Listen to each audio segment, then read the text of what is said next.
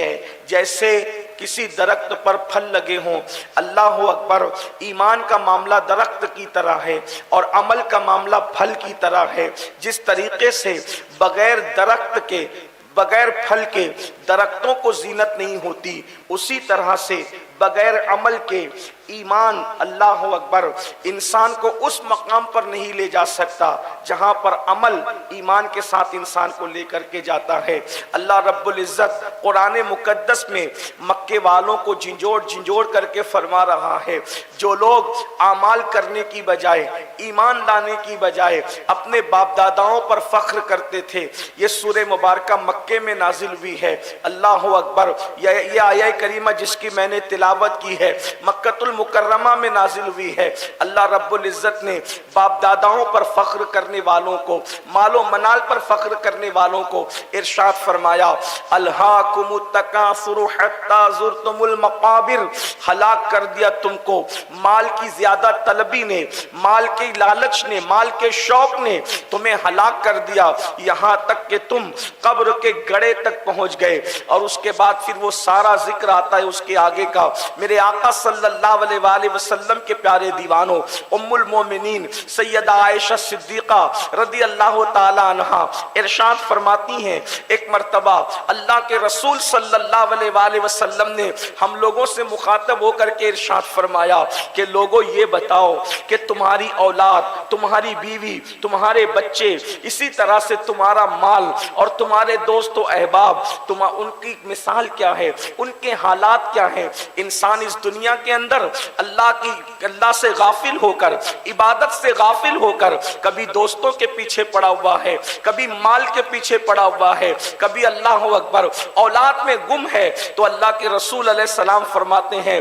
بتاؤ تمہارے دوستوں کی مثال، تمہاری بیوی بچوں کی مثال، تمہارے مال کی مثال کیا ہے؟ صحابہ کرام نے عرض کیا، اللہ جانے اور اس کا رسول جانے۔ اللہ اکبر، دیکھو جواب کتنا خوبصورت ہے۔ صحابہ نے یہ نہیں کہا کہ صرف اللہ ہی جانے، بلکہ کیا کہا؟ اللہ جانے اور اللہ کی عطا سے اس کا رسول جانے۔ اس کا مطلب مسلک صحابہ یہ ہے کہ اللہ جانتا ہے اور اللہ جتنا محبوب کو عطا کرتا ہے محبوب بھی جانتے ہیں۔ اس سے پتا چلا یہ کہنا کہ نبی کو دیوار کے پیچھے کی خبر نہیں ہے، یہ صحابہ کا مسلک نہیں ہے، یہ تو بدعتیوں کا مسلک تو ہو سکتا ہے، یہ اہل ہوا اور اہل نفس کا مسلک تو ہو سکتا ہے، لیکن یہ اصحاب کا مسلک نہیں ہو سکتا، بلکہ اصحاب کا مسلک تو یہ ہے، واللہ ورسولہ عالم، اللہ بھی جانتا ہے اور اس کی عطا سے اس کے محبوب بھی جانتے ہیں۔ میرے پیارے آقا علیہ الصلوۃ والتسلیم کے پیارے دیوانوں، اس کے بعد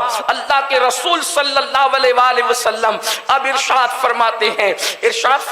ہیں ایک تو تمہارے مثال، اللہ کے رسول مثال دیتے ہیں، تمہارا حال تین بھائیوں والا ہے، جیسے کسی کے تین بھائی ہوں اس طرح تمہاری مثال ہے۔ اگر کوئی بندہ دنیا سے جانے لگے، دنیا سے انتقال کرنے لگے اور اس کے تین بھائی اس کے پاس موجود ہوں، وہ پہلے بھائی کو آواز دے کر کے کہے، دیکھو میں دنیا سے جا رہا ہوں، میرا انتقال ہو رہا ہے، میں دنیا سے رخصت ہو رہا ہوں، بتاؤ میرا تم کتنا ساتھ دے سکتے ہو، میری کتنی مدد کر سکتے ہو، میری کتنی امداد کر سکتے ہو؟ تو اللہ اکبر، پہلا بھائی کہتا ہے ہم بیماری میں تمہاری تیمارداری تو کر سکتے ہیں، تمہاری خدمت تو کر سکتے ہیں، تمہاری موت پر تمہیں غسل بھی دے سکتے ہیں، تمہیں کفن بھی پہنا سکتے ہیں، تمہارا جنازہ بھی پڑھ سکتے ہیں اور تمہیں تمہاری قبر تک اتار سکتے ہیں، اور جب تمہارے بارے میں کوئی ہم سے پوچھے کہ بتاؤ وہ کیسا تھا تو ہم کہیں گے کہ وہ اچھا تھا، بھلا انسان تھا۔ آقا ارشاد فرماتے ہیں اس کی مثال